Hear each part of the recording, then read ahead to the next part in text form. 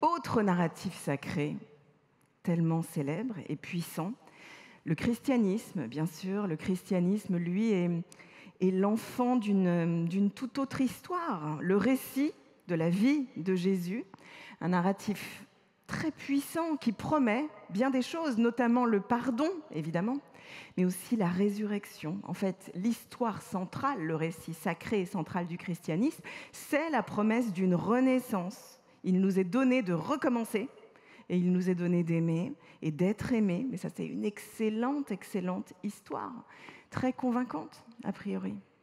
Quant à l'islam, eh bien, son narratif à lui, son récit, pour le connaître, il suffit de lire en principe le Coran. Le Coran, pour ceux qui l'ont lu parmi vous, c'est une histoire de survie dans le désert, une histoire de survie en milieu hostile. Et dès lors, la promesse du prophète Mahomet, c'est une promesse de survie, une promesse de dépassement d'adversité.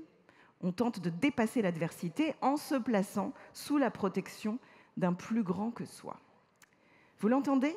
Nos traditions religieuses, nos 3 religions monothéistes, ne racontent pas du tout les mêmes histoires. En fait, elles n'utilisent pas les mêmes récits, pas les mêmes légendes, pas les mêmes métaphores, mais elles ont en commun quelque chose, de choisir pour récit central des histoires qui vont conserver, quoi qu'il arrive, et en toutes circonstances, une pertinence.